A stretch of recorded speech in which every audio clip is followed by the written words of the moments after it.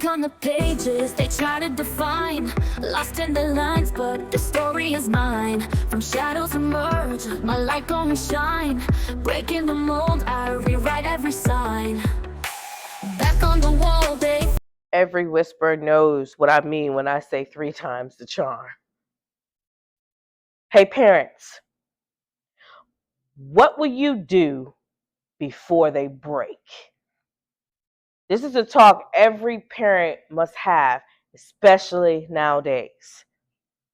Good evening, parents, families, and brave-hearted people that came here to listen to me talk about the one thing we all seem to still bury underneath the sand: racism.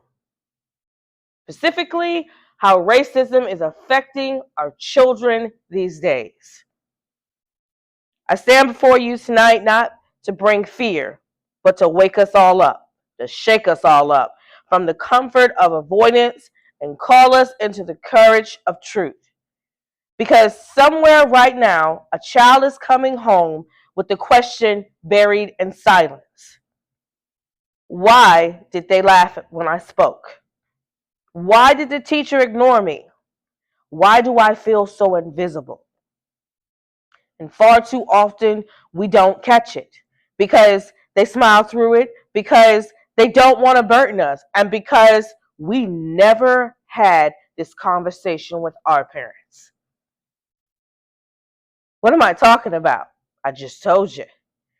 I'm talking about racism, not as a history lesson, not as a headline, but as a real life wound that cuts through classrooms, playgrounds, locker rooms, and even Sunday school.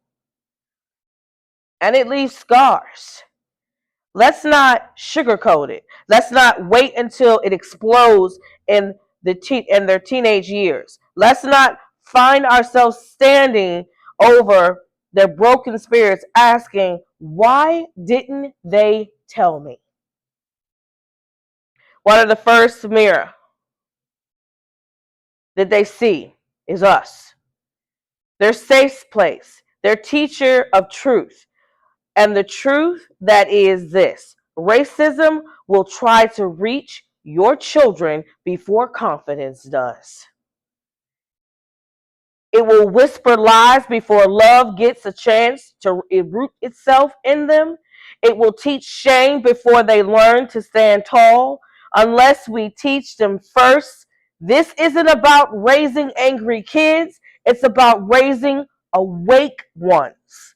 It's about telling our children, you are not too sensitive. You are not imagining things. You are not less than. You must prepare them emotionally, spiritually, and mentally. Because when racism strikes, it doesn't just bruise the skin, it bruises the soul. Unspoken racism becomes quiet traumas. And traumas, when silent, become behaviors. And behaviors, when missed and misread, become punishment. And punishment, when repeated, becomes a system. And that system, it swallows our babies whole and alive. Not just ours. Not anymore. Because we're going to talk. We're going to name it. We're going to equip them. We're going to ask, what happened today that made you feel small? And then ask again, what do you need to hear to remember how big you really are? You matter no matter what you look like. So let's start the hard conversation at the dinner table, in a car ride, before bedtime, at the playground. Let's talk about the fairness, about history, about dignity, about how to respond with grace, fire, and intelligence. Let them cry if they need to. Let them feel angry. Let them ask questions. And don't rush to make it pretty. Make it safe. Because when we give our children languages, we give them power.